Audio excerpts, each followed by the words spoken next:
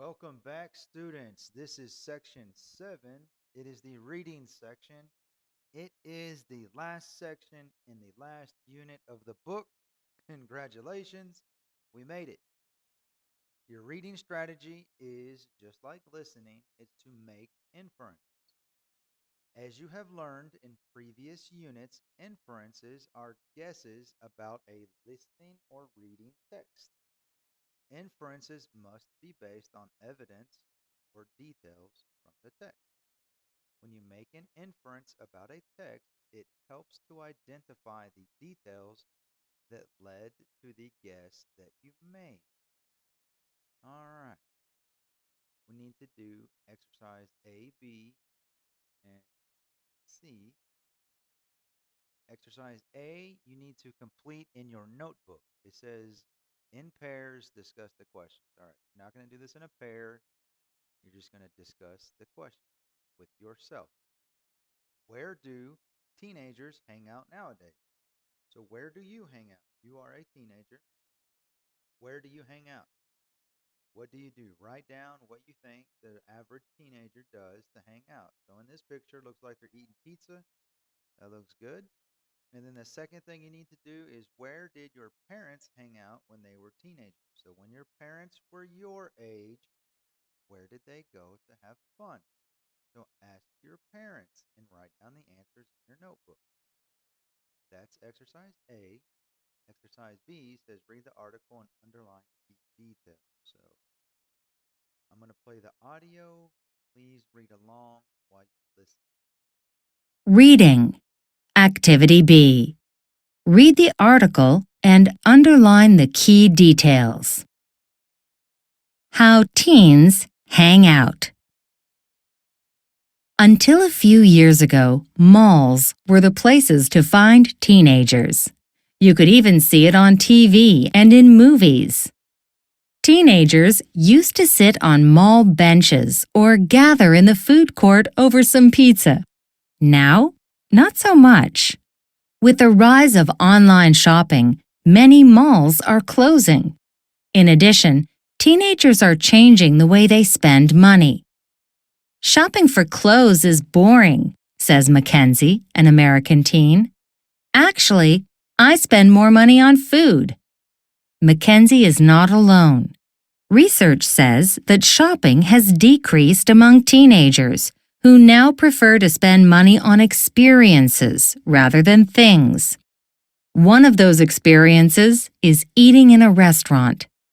Nowadays, teens often socialize in restaurants, cafes, or coffee shops. This makes it easy to meet friends and have conversations. Often, at a cafe, there is free Wi-Fi if you buy a coffee. So teens can use their phones to surf the web and check in with their social networks. There is a downside to this, however. Restaurants and cafes need to make a profit, so they will often ask teenagers to leave after an hour or so. Also, food can be quite expensive. It's certainly more expensive than eating at home for free. Large events like sports competitions, concerts, and festivals can also be quite expensive for teenagers. In many ways, attending these events has become a status symbol for many teenagers. Instead of using new clothes and electronics to impress their peers, they'll talk about what events they've been to. This can be difficult, especially when many events do not allow people under 21. Fortunately, there are many festivals that are open to all, and some of these are even free. Other teens like activities such as bowling, skating, or paintball.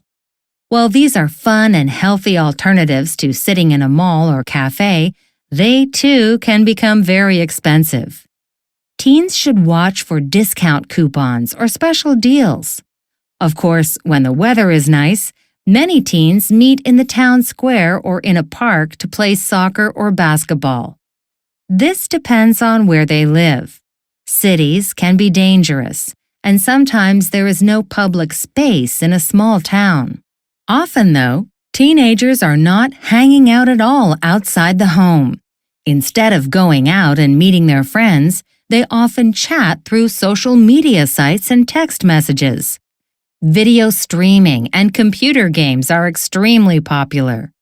While many parents appreciate the fact that they know exactly where their kids are, there may be downsides to this as well. Teenagers need to move around to stay healthy. And is social media really the best way to socialize? Okay, that is the text. Let's go to exercise C. It says check the inferences that can be made from details in the text. For each inference that you check, write a detail from the text that supports the inference. Number one says people like shopping online more than shopping in the mall. All right, so that was up top. All right, so with the rise of online shopping, many malls closed. So you put a check here. Yes, people like shopping online more than shopping in the mall. All right, your evidence is right here.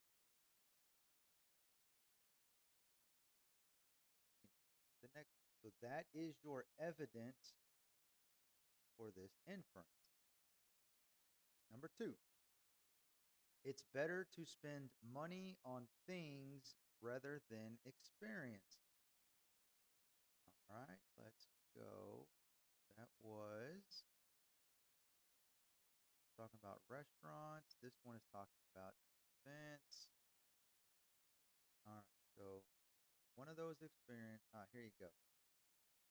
McKinsey's not alone. Research says that shopping has decreased among teenagers who now prefer to spend money on experiences rather than things.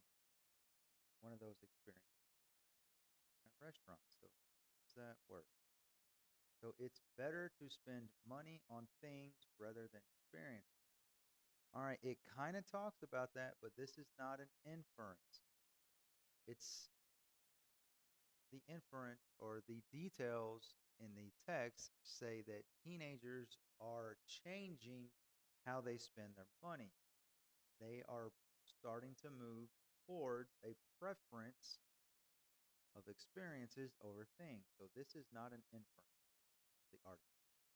Number three, restaurants make less money if teenagers stay there a long time.